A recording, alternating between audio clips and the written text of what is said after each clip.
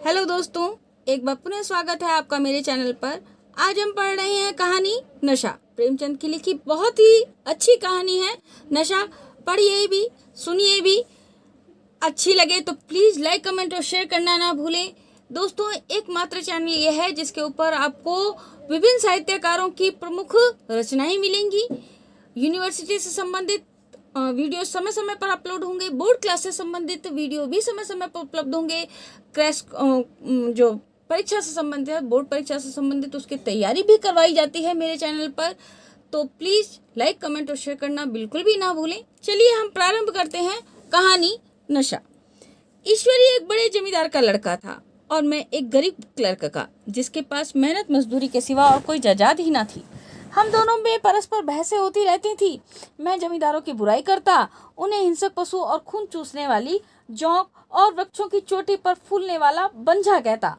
वह जमींदारों का पक्ष लेता, पर स्वभावतः उसका पहलू कुछ कमजोर होता था, क्योंकि उसके पास जमींदारों के अनुकूल कोई दलील ही न थी। यह कहना कि सभी मनुष्य बराबर नहीं होते, छोटे बड़े हमेशा होते रहते हैं और होते रहेंगे, लचर दलीलें थी। किसी मानुषीय या नैतिक नियम से इस व्यवसाय का औचित्य सिद्ध करना वास्तव में कठिन था। मैं इस वाद विवाद की गर्मा गर्मी में अक्सर तेज हो जाता और लगने वाली बात भी कह जाता, लेकिन ईश्वरी हार कर भी मुस्कुराता रहता। मैंने उसे कभी गर्म होते नहीं देखा। शायद इसका कारण यह था कि वह अपने पक्ष की कमजोरी समझता था। नौकरों से वह सीधे मुंह बात भी नहीं करता था। अमीरों में जो एक बेदर्दी और उद्दंडता होती है, इसमें उसे भी प्रचुर भाग मिला था। नौकरों ने बिस्तर लगाने में जरा भी देर की, दूध जरूरत से ज्यादा गर्म या ठंडा हुआ, साइकिल अच्छी तरह साफ नहीं हुई तो वह अपने आपे से बाहर हो जाता। सुस्ती या बदतमीजी उसे जरा भी बर्दाश्त नहीं थी। पर दोस्तों से और विशेषकर मुझसे उसका व्यवहार सौहार्द और नम्रता से भरा होता था। शायद उसकी जगह मैं होता तो मुझ में भी वही कठोरताएं पैदा हो जाती जो उसमें थी, क्योंकि मेरा लोक प्रेम सिद्धांत पर नहीं, निजी दशाओं पर टिका हुआ था। वह मेरी जगह होकर भी शायद अमीर ही रहता, क्योंकि वह प्रकृति से विलासी और ऐश्वर्य प्रिय था। अब की दशहरे की छुट्टियों में मैंने निश्चय किया कि घर ना जाऊंगा। मेरे पास किराए के लिए रुपए नहीं थे और मैं घर वालों को तकलीफ भी नहीं देना चाहता था। जानता हूँ वे मुझे जो कुछ देते हैं वह उनकी हैसियत से बहुत कुछ ज्यादा है। इसके साथ ही परीक्षा का ख्याल भी था। अभी कुछ पढ़ना बाकी था और घर जाकर कौन पढ़ता है। बोर्डिंग हाउस में भूत की तरह अकेले पड़े रहने को भी जीना चाहता था। इसलिए जब ईश्वरी ने मुझे अपने घर चलने का न्योता दिया तो मैं बिना आग्रह के राजी हो गया। ईश्वरी के साथ परीक्षा की तैयारी खूब हो जाएगी। वह अमीर होकर भी मेहनती और जहीन है।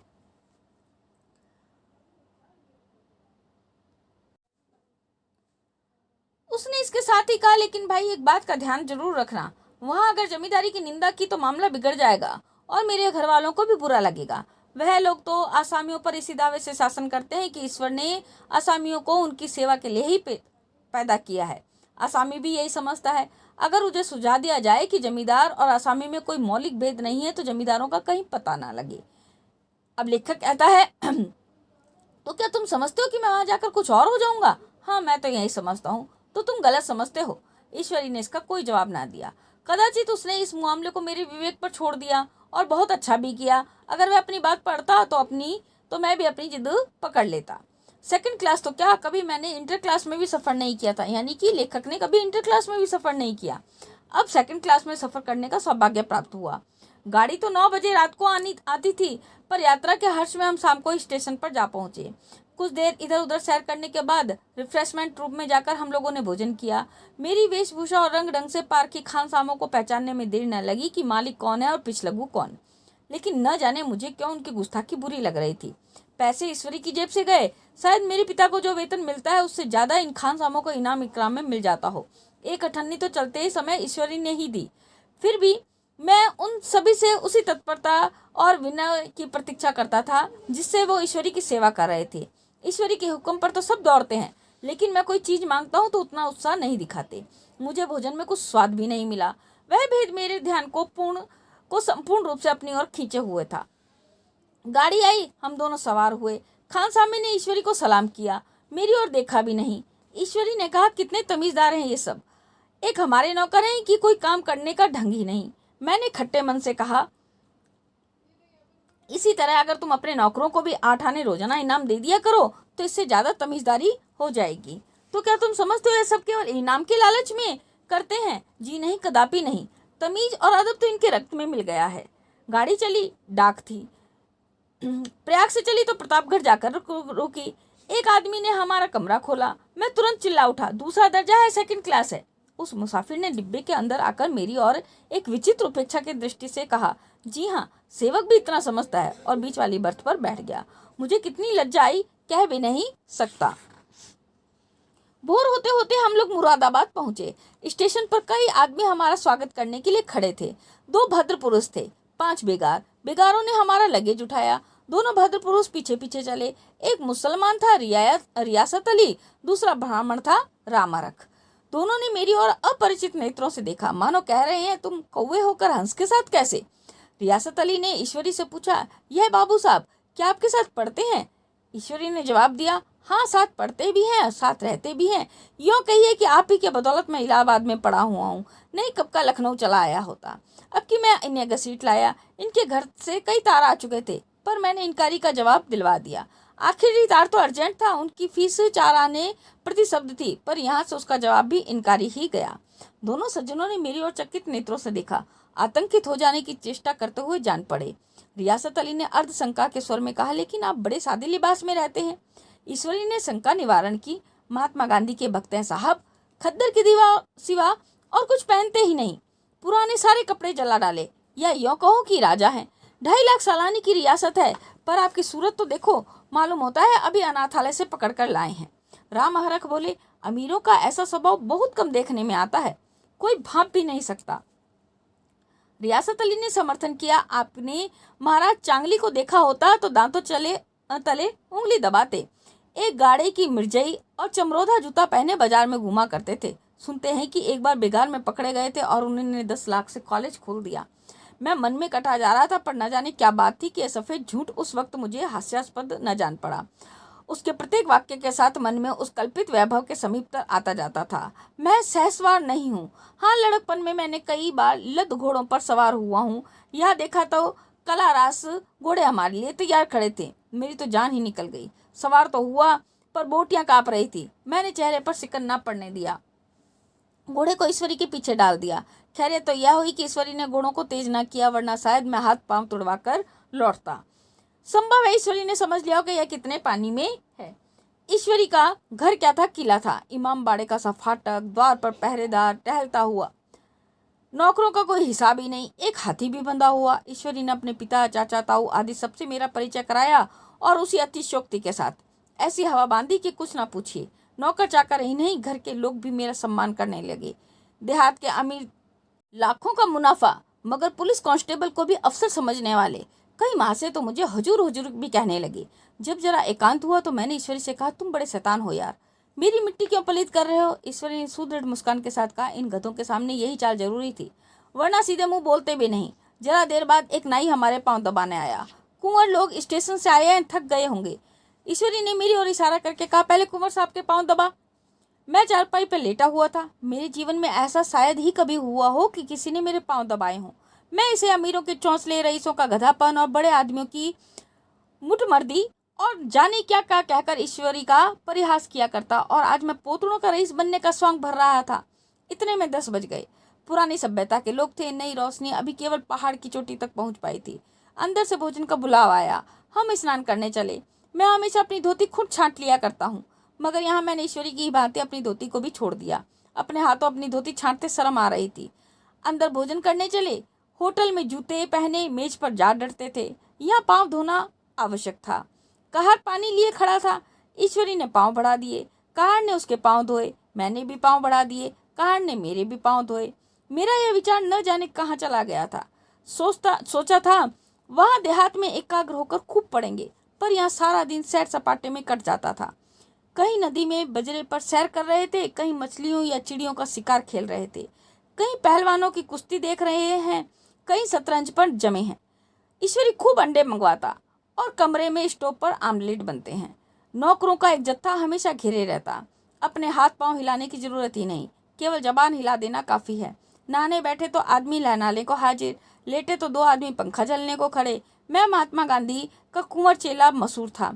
भीतर से बाहर तक मेरी धाक थी। नाश्ते में जरा भी देर ना होने पाए, कहीं कुंवर साहब नाराज ना हो जाएं, बिछावन ठीक समय पर लग जाए। कुंवर साहब का सोने का समय आ गया। मैं ईश्वरी से भी ज्यादा नाजुक दिमाग बन गया था, या बनने पर मजबूर किया गया था। ईश्वरी अपने हाथ से बिस्तर बिछा ले, लेकिन कुंवर मेहमान अपने हाथों से कैसे अपना बिछावन बिछा सकते हैं? उनकी महानता में बट्टा न लग जाएगा। एक दिन सचमुच यही बात हो गई। ईश्वरी घर में था, शायद अपनी माता से कुछ बातचीत करने में देर हो गई। यहाँ 10 बज गए। मेरी आंखें नींद से झपक रही थी, मगर बिस्तर कैसे लगाऊं? कुंवर जो ठहरा।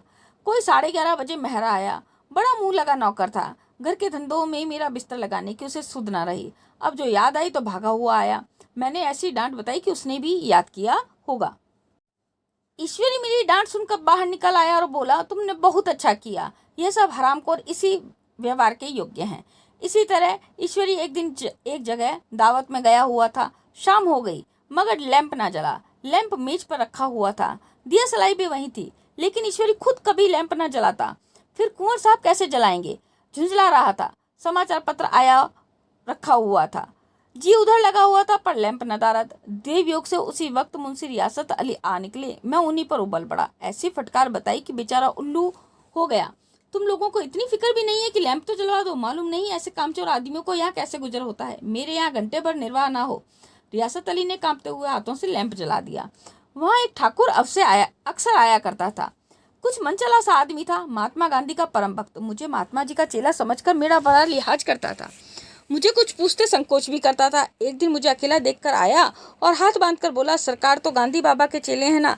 लोग कहते हैं कि यहाँ सुराज हो जाएगा तो जमींदार न रहेंगे। मैंने शान जमाई, जमींदारों को रहने की जरूरत ही क्या है?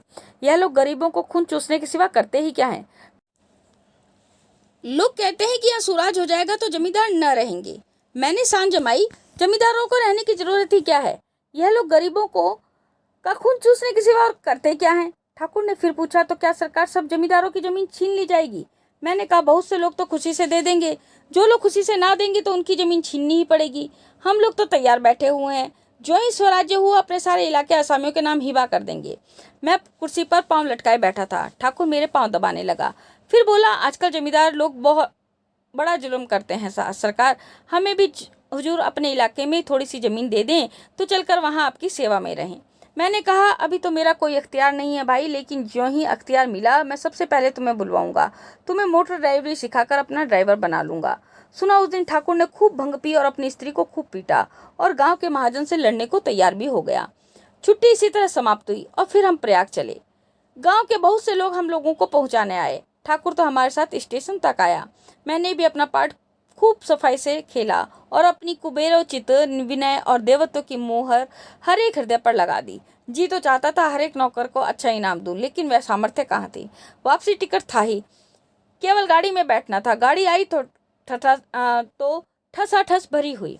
दुर्गा पूजा की छुट्टियां भोग कर सभी लोग लौट रहे थे। सेकंड क्लास में तिल रखने को भी जगह नहीं थी। इंटर क्लास की हालत उससे भी बदतर। यही आखिरी गाड़ी थी, किसी तरह रुक ना सकते थे। बड़ी मुश्किल से तीसरे दर्जे में आए थे।